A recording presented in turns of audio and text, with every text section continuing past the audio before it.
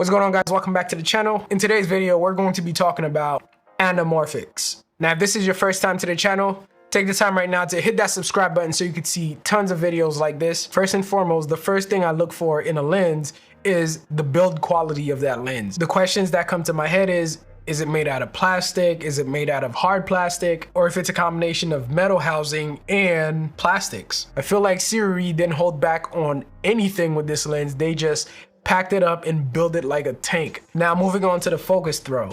The focus throw is super smooth, and it's also a really long focus throw. So I feel like they did a really good job on that. And not only the focus throw, also the aperture ring is smooth as hell too. So you have stepless transitions between your f-stop. I would say the only thing about the f-stop markings that I don't like, I feel like they're way too far apart from each other. A lot of times you have to kind of guess at which aperture that you're in. But other than that, if you know how to expose your shot properly and you know what you're looking for from your aperture, I think it's pretty intuitive. Dealing with cine lenses, that's not something you have to guess. You just see it and go through. If you have like a first AC or something, it would be very important for them to know what they're doing. But all in all, after shooting with this lens for a couple days, I feel like it's a perfect combination between a cine lens and a photo lens. And the reason why I say that is because, of course, I just told you about the focus throw, but also one thing about it is it's the lens flares, is how different the lens flare look on this lens. With cine lenses, the lens flares from sunlight specifically, they fall off and dissipate really smooth off the lens. Whereas to this lens,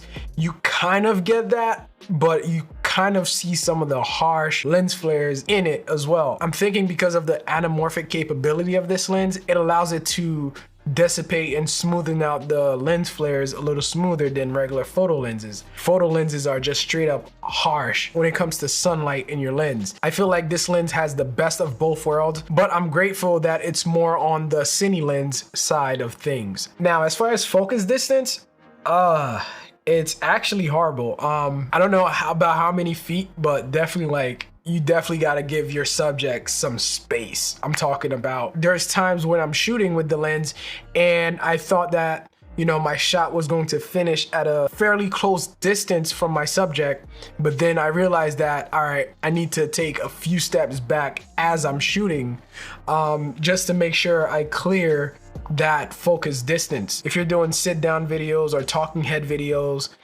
it's more than enough. But if you're doing a lot of movements within your shot, you definitely have to be careful and mindful on how far and how close you want to step to your subject, even if you need to adjust some of that crop in post, just to get you a little bit closer to the subject. Now, one thing I did not like about this lens is how streaky it is.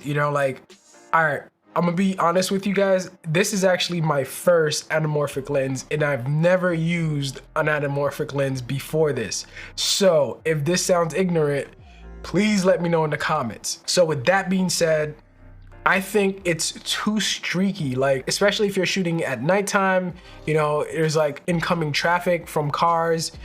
I don't know, you just get hella streaks on your shot. Whenever there's too many light sources that's coming into the lens, I feel like it just makes it feel cluttered. I don't know, maybe it's just my experience. The streaks do look nice when the light source is coming on an angle from the lens, but I can't wait to try out some of the more expensive anamorphic lenses to see if that's an issue in general. And now moving on to the focus breathing of this lens, I feel like the focus breathing, is very apparent. You could definitely see it in your shots. I don't think it's as intrusive as a heavier breathing lens. Like I said, I feel like this lens is a hybrid between a cine lens and a photo lens.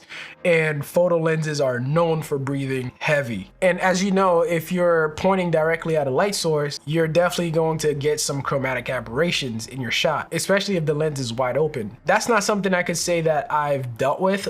Chromatic aberrations is probably non-existent to this lens because I've pointed it at many different light sources. The bokeh was nice and round, and very little or zero chromatic aberrations. I love to shoot wide open with this lens, and it stays wide open 90% of the time just because I love the way it looks. Now, as far as sharpness on this lens, I feel like this lens is super sharp even at f1.8, especially in the middle. Now, when you get to the ends of the image, you could see that it's a little fuzzy. When I take most of my shots, they're usually centered, and that's where it works for me. And I think that's just a characteristic of an anamorphic lens to begin with. The fact that you will get a less sharper image or even distortion on the side of the lens. And the one thing we were waiting for, the bokeh on this mother freaking lens, is the best I've ever seen. Ever since I've seen the bokeh on it, I do not want to shoot with a spherical lens probably ever again. And literally it's because of the characteristics of the bokeh. Not only that it's oval, all right, which makes it looks different, and it's not just creamy either. It has like this mesmerizing effect to it. As you establish your shot, you will see that everything around your subject that you're focused on has like this dream state. It feels almost kind of wavy when you look at it. And ever since I've experienced this, I don't want to go back to spherical lenses ever again. For comparison, I thought I was bugging.